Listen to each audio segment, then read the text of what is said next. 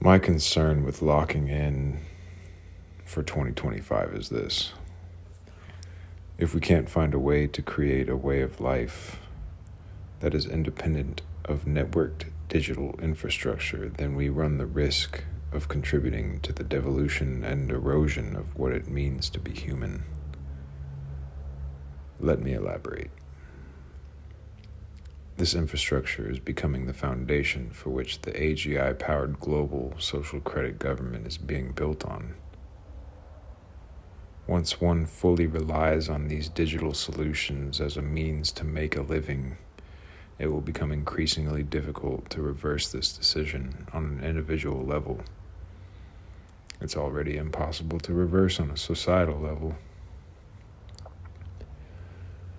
Becoming fully reliant on this system is dangerous for so many reasons, but one of the biggest reasons it's dangerous is that there won't be any recourse for an individual who is deemed unnecessary by the soulless ruling apparatus.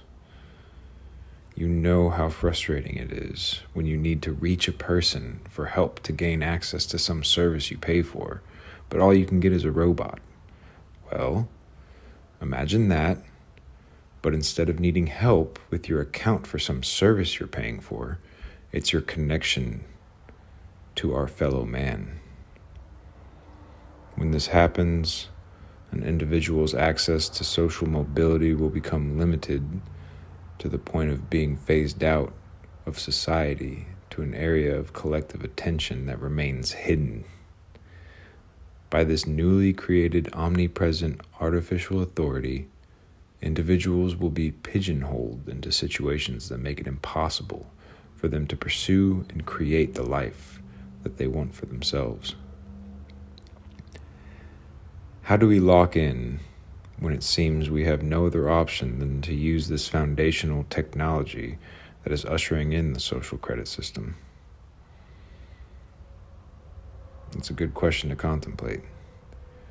Everyone's attention is being siphoned into focusing on what's being displayed on a screen as opposed to what's actually around them in their organic environment.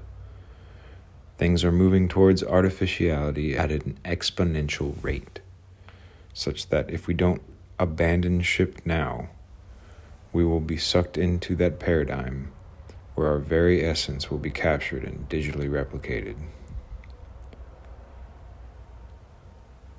We're trading our sovereignty for convenience and perceived security until there's no part of our authentic selves left, and we've all become this unified, homogenized collective soul that's subservient to that which we've given our power away to, that being a false god we put our collective faith in to bring us meaning and salvation. What I'm saying is this. To avoid this culling, we need to focus on physical presence and move away from building a digital presence, because that digital presence will soon become our prison. We'll see it slowly over time. It won't happen immediately, but then again, it's already happening. Hell, I'm guilty of it. But I'm also thinking of ways to find a life that is independent of it. Our physical bodies have abilities we've long forgotten, and if we continue to focus our attention on this digital unreality, we'll forever be subject to a false paradigm.